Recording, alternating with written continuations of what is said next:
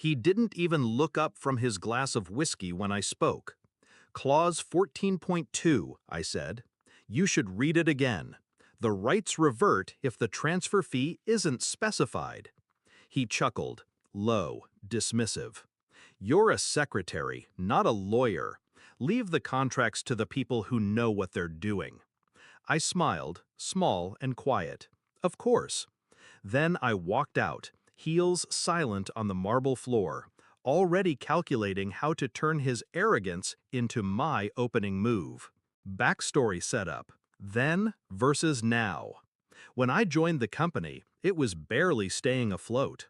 I was 23, fresh out of a temp agency, answering phones in a windowless room. But I listened, I learned, and I made myself indispensable, keeping schedules tight, smoothing over deals, catching errors before they burned us. The CEO, Mr. Harrington, liked to think of himself as a self-made genius. In reality, he stood on the shoulders of people like me, people who caught the cracks before the whole thing split apart. For years, I warned him about risks, found solutions before problems hit his desk. And for years, he patted my head metaphorically, like I was a loyal dog. Until the day I realized loyalty to him meant nothing. Discovery of betrayal. The betrayal came in the form of a memo, accidentally printed to my machine. It was a staffing restructure list. My name was at the bottom, next to the word replace. After a decade of service, after building the trust of every major client we had, he was pushing me out. Why? Because his new executive assistant was younger, louder, and would nod at his bad ideas without question. The memo also mentioned the upcoming acquisition of a small tech firm, the $90 million deal he'd been bragging about for months.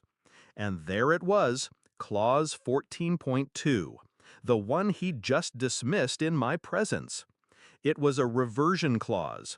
If the rights transfer fee wasn't explicitly stated in the preliminary agreement, anyone could buy them for $1 before closing. I didn't cry, I didn't argue, I just made a decision. Shift in mindset. The plan. That night, I called an attorney I trusted, someone who owed me a favor from years back. I sent him the contract. He confirmed what I suspected. The clause was real and enforceable. It was a loophole the size of a freight train, and Harrington hadn't seen it because he was too busy congratulating himself. The plan was simple. Purchase the rights quietly, register them under a holding company with my name nowhere visible, and wait. I set up the LLC in less than 24 hours, filed the paperwork with the tech firm's Secretary of State, wired exactly $1. By the end of the week, my holding company owned the rights Harrington thought he was buying. Heck, execution of the plan. For 2 months, I kept my head down, booking his flights, scheduling his meetings, bringing him coffee exactly how he liked it. I was invisible to him, exactly where I wanted to be. Behind the scenes, I secured the tech firm's goodwill. I met with their board, presented myself as a silent backer who valued their independence. They were tired of Harrington's arrogance and liked the idea of someone who understood their business. When the day of the acquisition came, the boardroom was full. Harrington in his tailored suit, investors buzzing, the air thick with the smell of money about to change hands. I sat in the corner, taking notes like always. Until the lead lawyer announced, "We can't transfer the rights. They were purchased 2 months ago." Harrington's head snapped toward me like a predator sensing a trap too late. "Who?" he demanded. The lawyer slid a document across the table.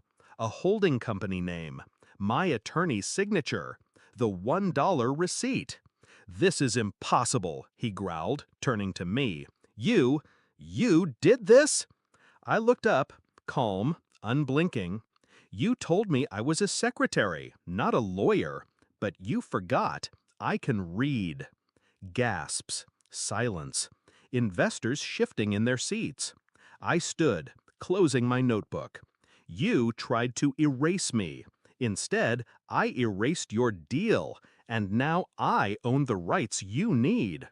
He was pale, sweating, cornered. What do you want? He spat. Nothing from you, I said, but I imagine the tech firm will want to renegotiate with me. Resolution, the release. I walked out to the sound of raised voices and the collapse of his $90 million dream. By the end of the week, the deal was dead. His investors pulled funding. His board called for an emergency vote. The tech firm? They signed with me, on my terms. Within 6 months, I had equity, control, and a seat at a table Harrington never imagined I'd reach. Sometimes revenge is loud, a public spectacle. Mine was quiet. A single signature, a single dollar, and the patience to let arrogance do the rest.